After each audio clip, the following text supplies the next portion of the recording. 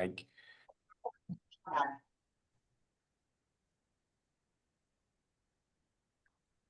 Okay. Welcome to XXL. This is the debut of the ShadowBox Collective. You know, so pretty much everybody in there, except the people that opted out because of too many years of trying to make this stuff happen, or what, I don't know why they opted out, but I understand, and but they're here still, so it's like they didn't really opt out. Anyway, the ShadowBox Collective is much like the Shockbox program, but it's in Chicago. So I gotta thank a couple people first off, specifically the people who sent works here, Eric and Kim and Joy. You know, I didn't ask everybody in the collective because I didn't have enough room, and I wanted to make a show that I could accomplish. And so here we go. And I also need to thank a couple of the local folks here. Steve is on at a football game right now, and he's in his car out there. And Tom and Mary helped immensely, both in stretching and putting up stuff. You know, there's a lot of stretching. You know, this piece here had to be stretched, and it's part of what we want to do, and we want to help artists get their stuff shown.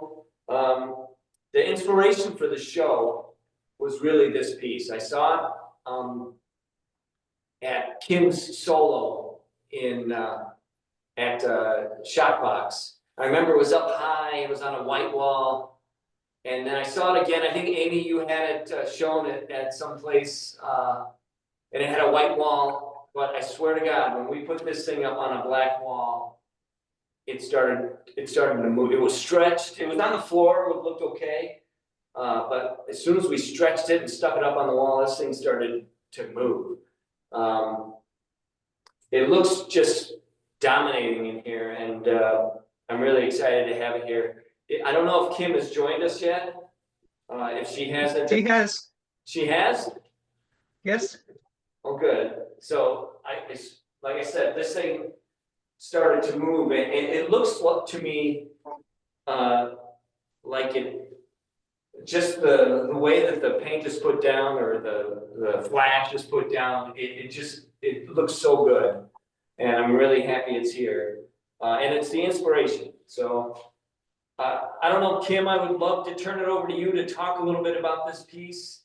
You know, it's funny because we're part of Studio Row here in Waukegan. There's 3 studios.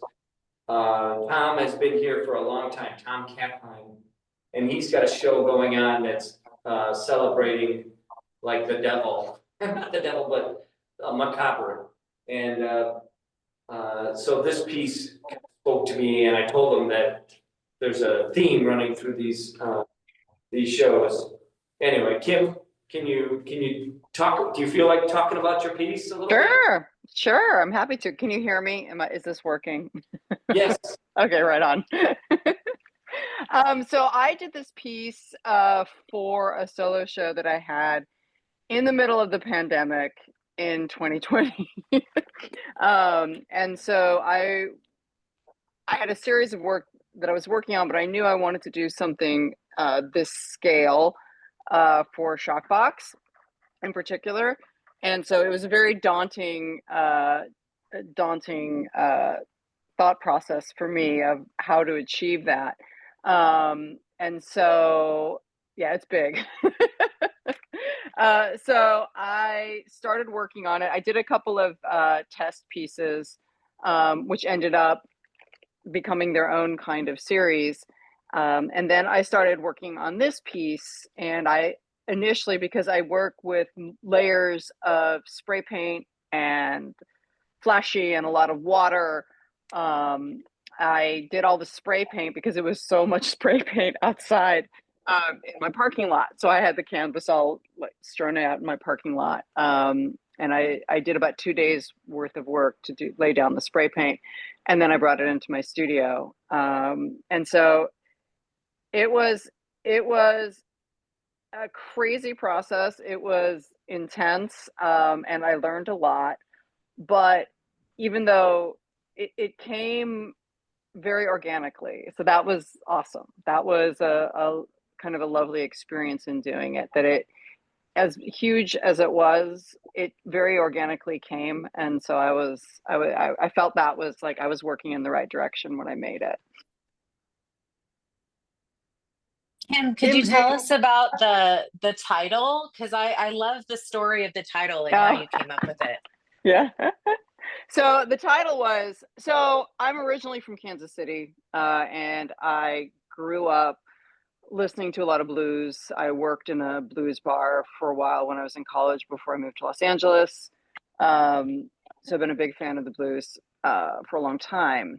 And so there's a lot of mythology around the blues and musicians in general. There's a lot of mythology, but specifically Robert Johnson, who arguably is considered the father of the blues.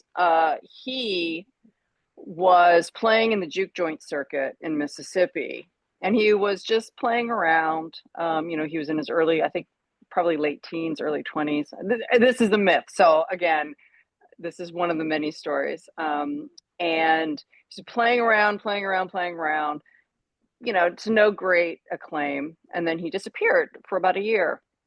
And when he came back, he was playing a guitar that had an added string. So it was a 7-string guitar, I guess. And Mike, you would know more than me, but apparently they were primarily 6-string guitars were what was commonly played. So it was kind of a new thing to see a 7-string on the guitar. And that is when he just took off. He just caught on fire, and he began playing like music that nobody had heard before. Sorry? I'm sorry, I thought someone was talking. Anyways, so he became this just, bat out of hell player, and he gradually started becoming the Robert Johnson that we know today. And the story is that when he went away for that year, he made a deal with the devil at a crossroads. So he went out into the middle of the nowhere, and he met the devil at a crossroads and sold his soul.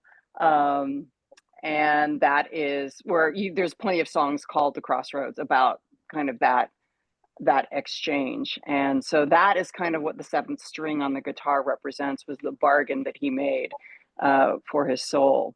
And so while I wasn't trying to sell my soul, I sold that long ago. I didn't get very much. When I made the piece, because I was really attempting something that was beyond what I thought was my skill set at the time, I wanted to just like rub a little mojo. Like the title came to me of like rubbing a little mojo, making a wish in the direction of accomplishing something I'd never done before. So that's what the title's from. If that makes sense. Hey, Kim, it's Julie. You Hey, sent Julie. me, hey, you sent me kind of a video of you creating, I think it's the same piece. And I wanted to ask you before I just went ahead and tried to show it. Oh yeah, totally. Show it. Yeah, Okay. that was a video we made. We made a couple of promo videos while I was doing it. So for the show at ShadowBoxX. So yeah, please. Let me see if I have the skill to do this. I certainly do not. So Yeah, I'm getting there.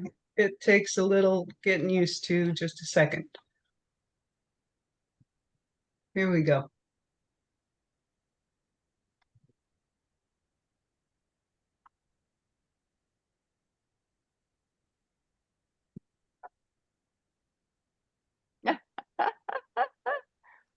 the Birkenstocks. Is there sound with this, honey? It's probably just the sound of the can shaking. There, that's it. Yeah. Very cool, though. Thank you. Oh, Julie, sorry, I just saw your text, Julie. The title of the piece is Robert Johnson's 7th String. No, I got it. No, the other Julie. Other Julie. Oh, sorry. Yeah. That's pretty cool. Let me ask you, I know Eric, John Olson is there. Is Claire on the? Did you see Claire? I don't see Claire. All right, I'm just gonna do. I'm gonna read show Claire's pieces. Hers is. They just look amazing. I'm so happy with that. Now, have you? Oh, wow. Are you guys seeing this? That's awesome. Awesome. Yeah, it is huge. And I drove down, she's on the west side of Chicago. And I recently bought this hanky little trailer and it was too big for the trailer. And so we didn't unstretch it or anything like that. But as I recall, Mike Collins, this piece was the one that she drove out to California holding onto her roof. I'm not sure. I mean, I'm pretty sure that this is the one that she said she took to ShopBox. But this is Faces of Grief from 2023. Oil, acrylic, bleach, and graphite on canvas. It's pretty cool. And then I'm going to share the other piece so we can move on to. Hey, Mike, you want me to show a detail of that? Sure. Well, let's just, Claire's not here and I'm going to follow Mike's lead. Okay. Mike Collins's lead. He usually didn't even let the people talk if they weren't there, but we have so few artists that. Wow. Wow. Yeah, so this is our title wall. And this one is involuntary and internal. Also mixed media on canvas.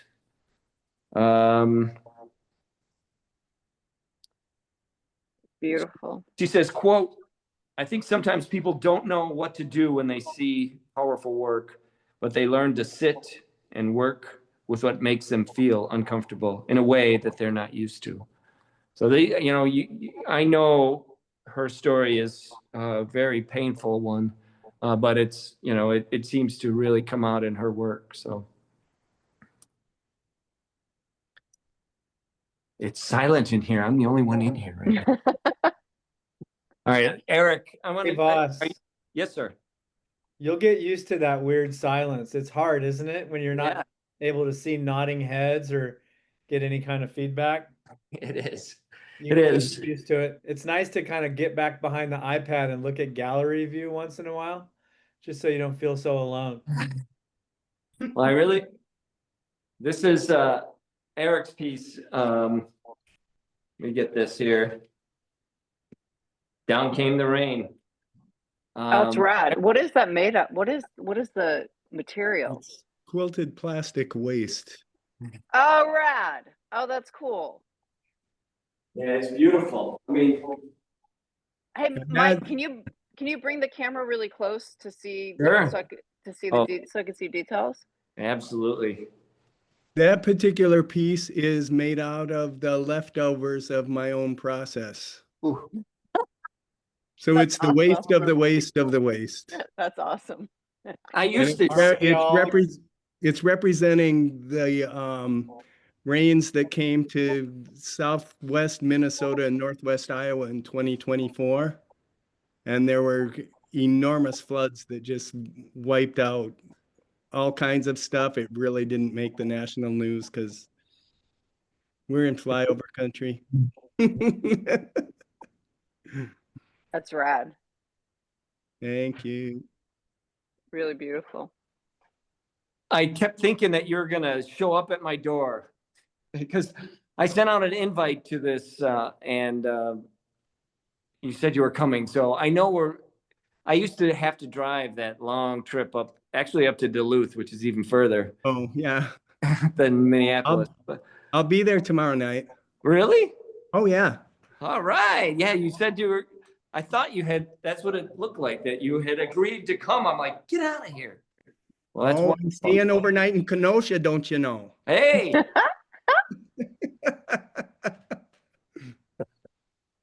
So this is Down Came the Rain. And then this next piece is Harvey let me get that right. Harvey, Maria, Ian, and Katrina. And I have to do that same trick again because going up to it, I mean, from this, it doesn't do it justice unless you can get right up close to it. Just a beautiful piece. And the prep for it was very interesting too, so. Oh, I know, I saw that you had that cable and rail system, and I thought, oh my God, how's he gonna hang these pieces if they're not directly to the wall? That's really difficult. Oh, right. No, well, we can get into the technical portion of that in a follow-up meeting, but you can see it up here. What I did was I put a long strip of wood along the back. That's what I do too. Yeah, when and I'm in then that hung it from there. situation. What is the piece? Is it soft or is it sort of Yes, it's hard soft and, like is a it kind quilt. of bendable or it's soft like a Yeah, quilt? they're all rolled up and when I ship Okay. them. Oh, cool. Yeah, so I want to go to the side of this. I really want to see it like in person. It Oh looks my God, it's just gorgeous. You have to see it from the side almost. I'm And going to share a little detail here, if that's okay. Do it. these are closer to the normal size of the pieces I do. I know Mike Collins has encouraged me to do things a little smaller, but gee, Mike, I just All right. can't bring myself to do it. Well, I was so pleased that you were able to get a piece or two down here. So I did, one of the instructions, everybody gave really nice instructions about how to both represent their, put up their piece. But I think I spoke to you and to use a shot back to pull these out. That was Yeah. So we shot back them all just so they would. Yeah, it looks terrific. Thank you. Let's see. I'm going to go. So this looks like a neighborhood. It looks like a series of houses. I think I saw a windmill and rivers, and I guess that's the flooding of the streets. Can you kind of give us an idea of what we're looking at? Which one? The one that's up there now? That is, like he said, Harvey, Maria, Ian, and Katrina. It's about the hurricanes in the Gulf.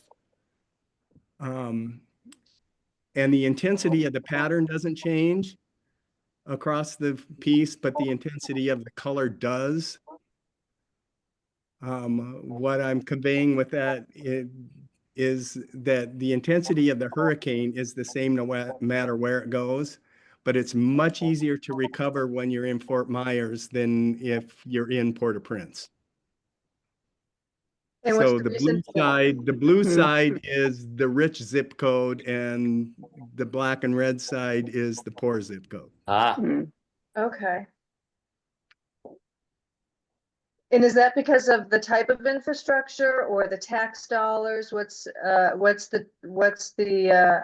differentiates one place being easier to recover? Is it the elevation? Money. Money, it's just zip code. Yeah, it's money. Yep. They're great. And that piece, not the other one, but both these pieces were in a museum exhibition for over the summer, along with a piece that that Voss wanted me to send him, but that went to another museum as soon as that show was over. So I said, but these two pieces are available. It's so nice you're in demand. And I was able to, in 24 and 25, I have a circular process where all my scrap is recycled into further pieces.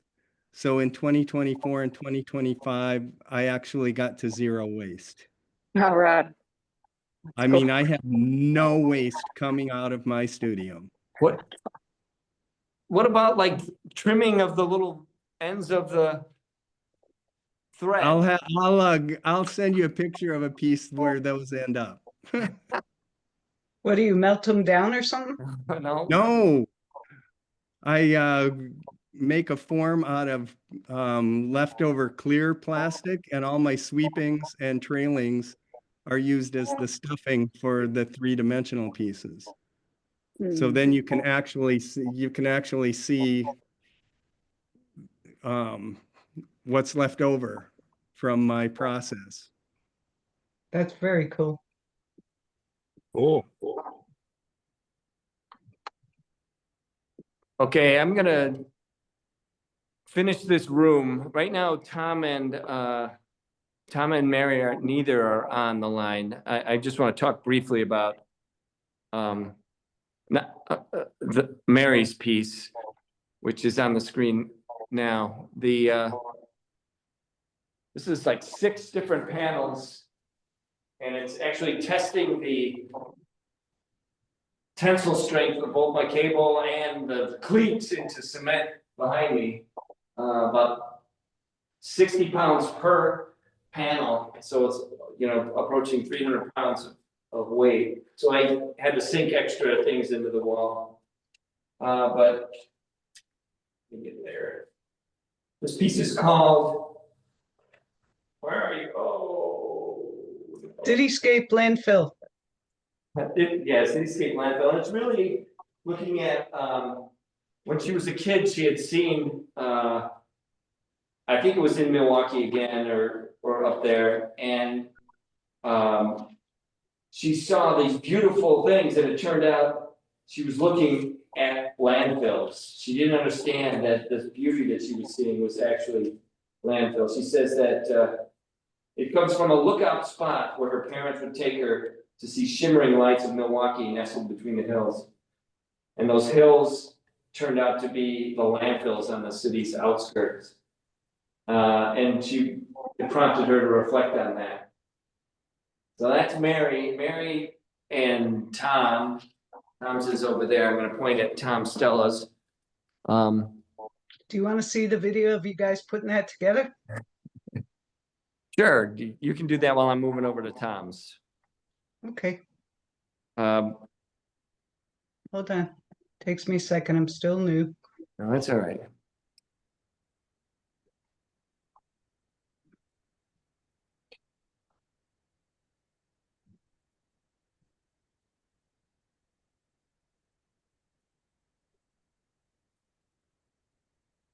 They were like putting it up, taking it down, putting it back together.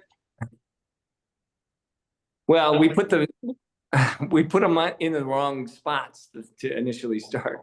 The 2 bottom panels are incorrectly done. We didn't realize that until we did the upper panel.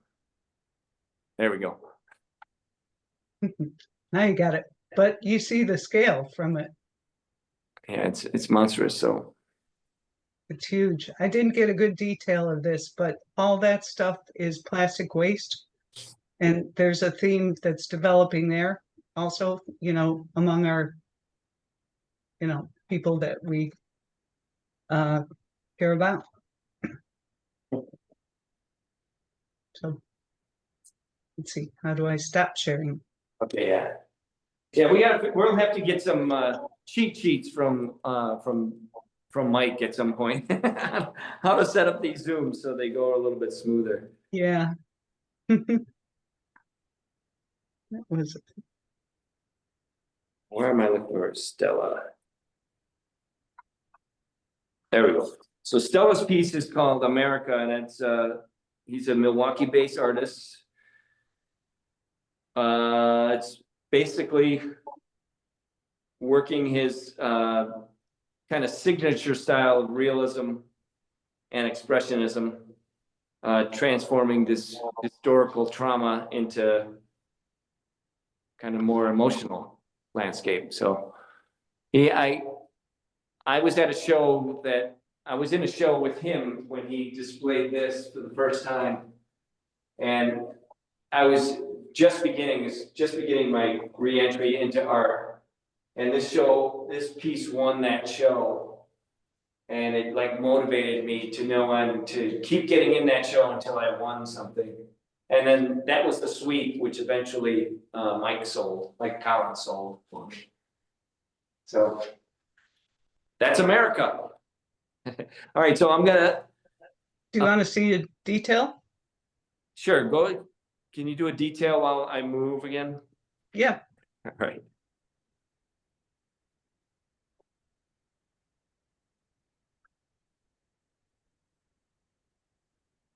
I'll try.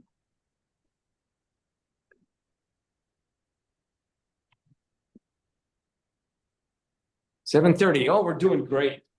Usually it seems a lot longer. Mike, does that always seem to be the case? So the thing I think is so interesting about this piece is that the concept of these people and the live animals along, a river, contrasted with the absolute annihilation behind them. Dead animals, fleeing animals, people out in sailboats like they're completely oblivious, and a giant gun, so it's like, wow, okay.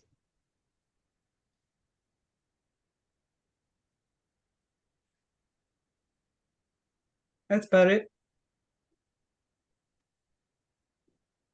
There we go. So this piece is Blueprint for Silence. And it's really it's another tessellation that I got started doing. It is my typical, I shouldn't say typical, but it's impossible architectures and people or forms, human forms throughout them kind of being stark and by themselves, lonely. There's people jumping into pools that are empty. And there's a lone orator in thing, but it's 54 different impressions of the same plate meshed together.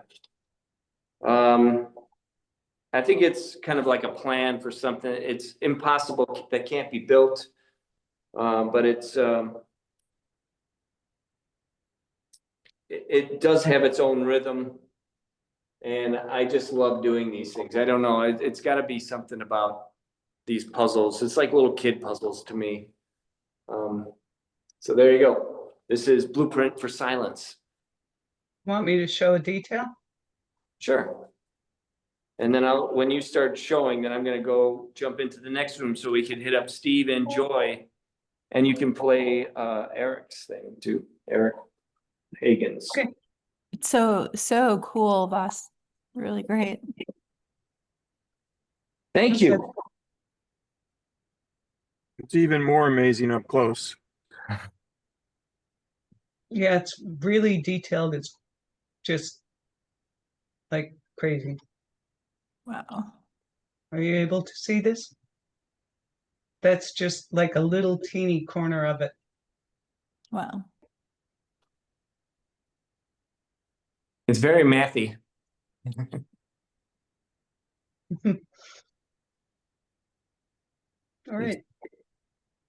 So Joy, you're up. I mean, my piece is so small compared to everything else in that room. It's kind of a crazy room. It is, it's perfect. Yours is the signature piece. As you come in my front door, this greets you.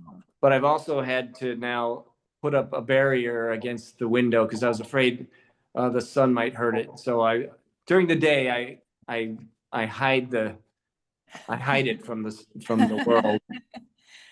I'm sure it likes to be hidden as well as shown. It likes all of it. Well, I read your write-up of this thing, and the idea of color being feminine or color being, that black and white is, patriarchal, or I don't know, there were some good words in there. And it didn't hit me until I read that in your write-up of this. So can you talk a little bit about that? Yeah. So when I made this, which was like, I think it was a couple years ago, I was everything I was making was black and white. And people would always say to me like, oh, do you ever use color? Color would be so nice. And I was so annoyed by that. And then I read the book Chromophobia, and the point of the book is that in our culture, black and white is seen as sophisticated and cool, and color is like female and exotic and queer and kind of like tacky and weird and too much extra. And so it was like a different, like for me, I was feeling like, oh, black and white art is really difficult for people, but color is accessible. And his idea was kind of flipped around from the way I had experienced it.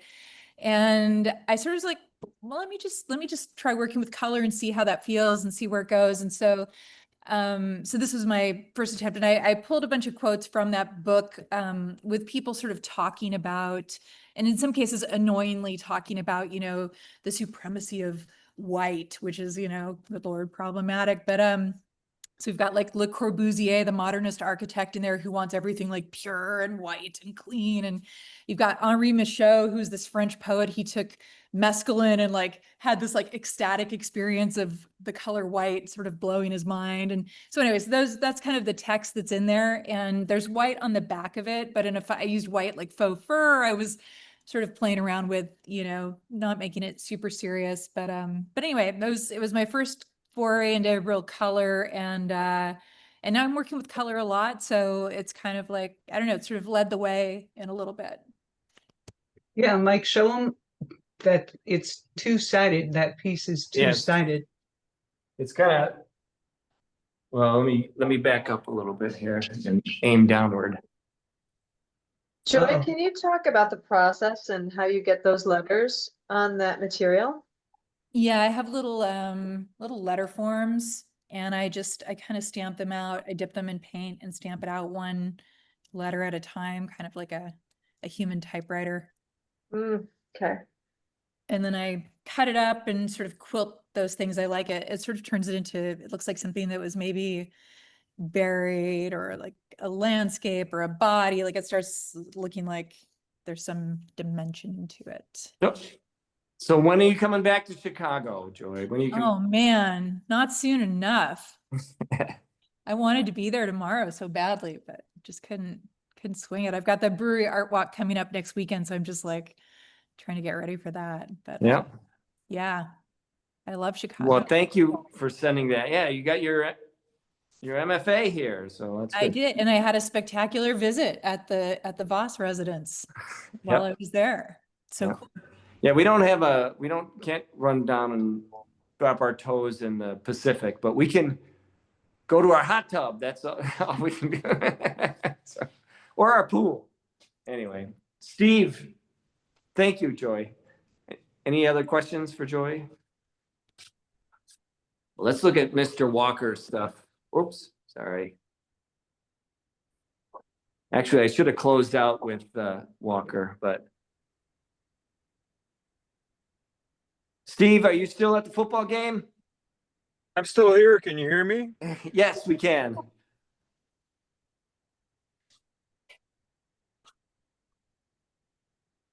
This is, let me find Walker here. There we go. This is serious fun. Right? This is serious fun. That is serious fun. And it was serious. It was seriously fun doing it. What can I say about that piece? That piece originally was done in around 1985, 86. And I came back to it recently. It was in a much tighter style, and I came back trying to break out of the tight style and worked back into it in a looser, freer way, to try to meld this kind of looseness and tightness together. Also added in some self-portraiture in the corner there, and you know, I don't know, just love that color, man. It really pops.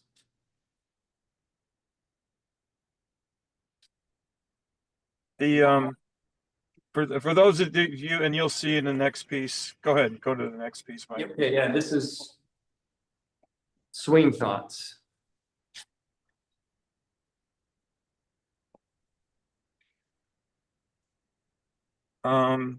So my background is so I was an athlete, played a lot of different sports, primarily football, and back in the 1970s, me and some of my other football buddies, we would do hallucinogens when we were playing, and I think it gave me a different perspective on sports. And I was also painting and dabbling in the arts back then, and finally kicked all the sports stuff to the side, and now I devote my time to painting, but yet I still like to play golf. And so this is my take on all the things that can run through your mind while you're experiencing this the game of golf. Yeah. All right, thank you, Steve. That's all I got. That's good. That's good. We're gonna, usually Shockbox Zooms go for like at least 2 hours, and I'm gonna be really happy if we make it in an hour. We got one more piece to show you, actually 2. I had another artist that was going to join us, but he couldn't get it together. I really feel bad about it, but I ended up putting in. I put in one of my pieces that were at Shockbox because I had a whole wall here to fill up. The next ones, hopefully we'll get more we'll get additional participation from the collective and keep it going. And this last piece is by Eric Hagen. It is whoops, not centered.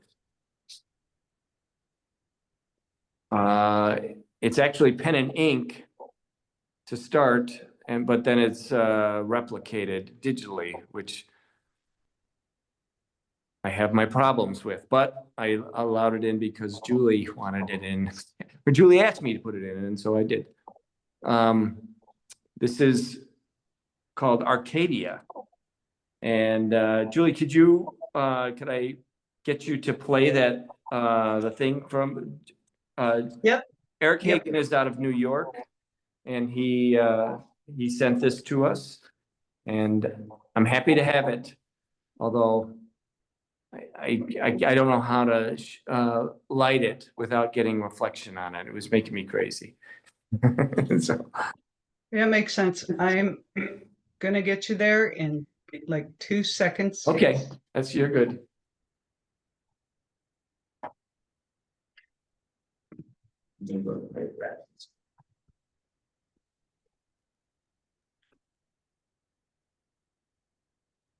Okay.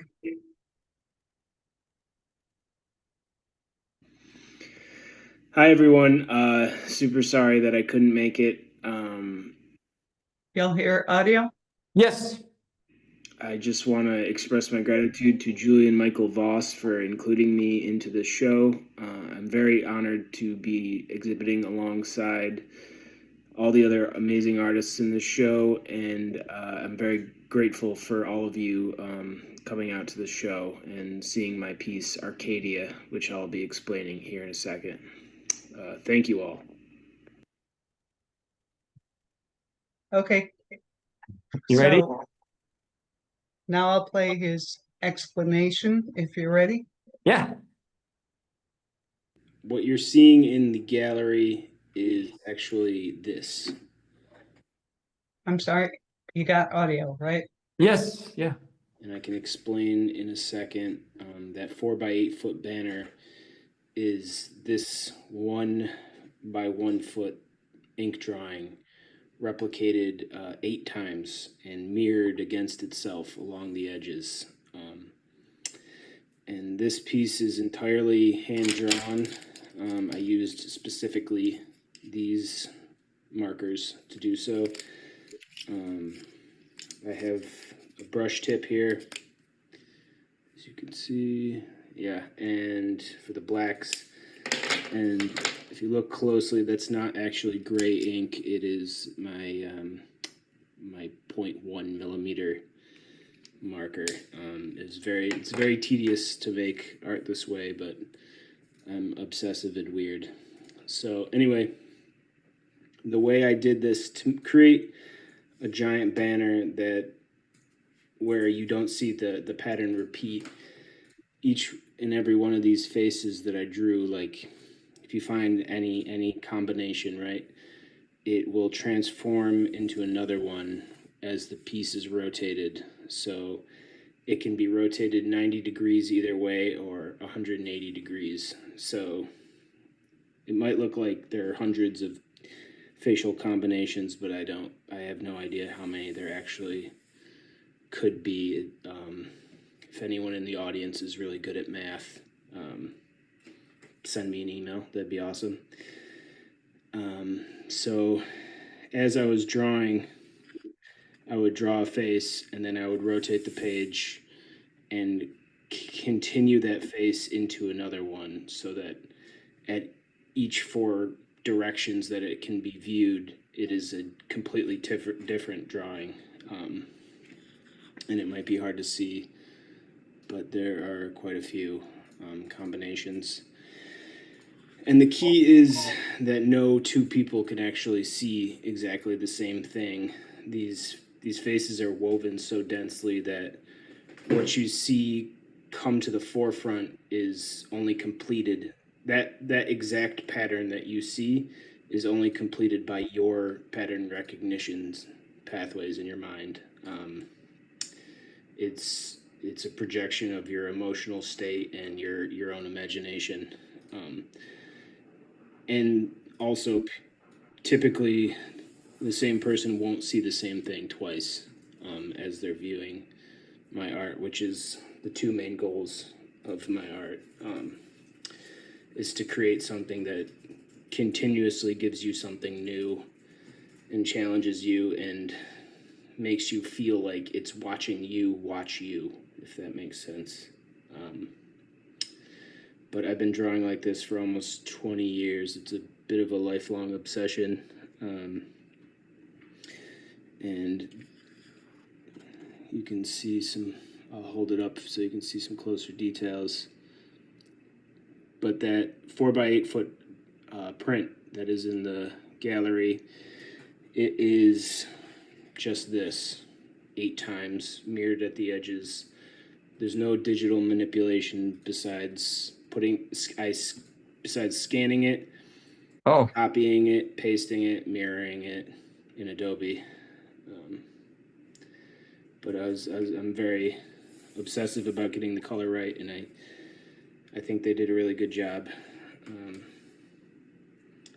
But yeah, I just want to say again that I'm sorry I couldn't make it to this artist talk, and I hope that I could have answered some potential questions as they would have arisen.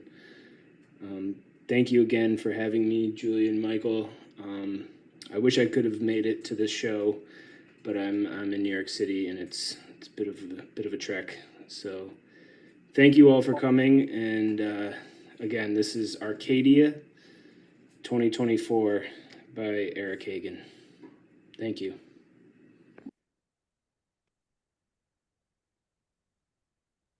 Can anybody hear me?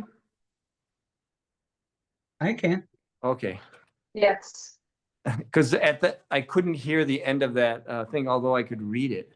Anyway, I just wanted to thank everybody for coming out. We didn't get quite the non-collective participation other than a couple folks, but I appreciate you guys coming out. And I wanted to give a chance if anybody has any announcements to make. announcements or questions to the artists that you might want to ask, put it in the chat. I think pretty much everybody had their chance to speak, so I just want to say thank you again.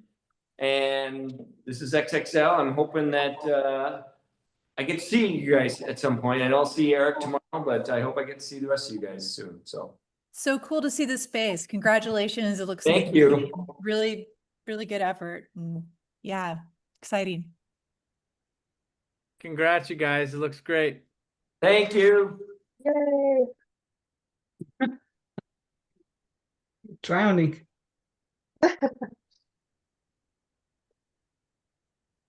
Thanks, you guys. Joy, what are you doing tonight? Me? Meet me at Wohnzimmer. Okay. Going to see Scott's show. On it. Wait, Scott has a show at Wohnzimmer? I didn't know that. Well, it's a big group show. It's a drawing show. Oh, what time are you going to be there? I'm gonna go for like 7. All right. 7:30. Yeah, that'll be fun. Okay. Yeah. All right. Okay. Bye, you guys. Bye. Good to see you all. Bye. Good job, Voss. Love it. Thank you. Bye, guys. Congratulations. Thank you.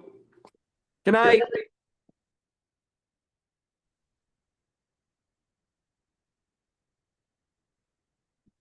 I'm gonna stop the recording now. Stop.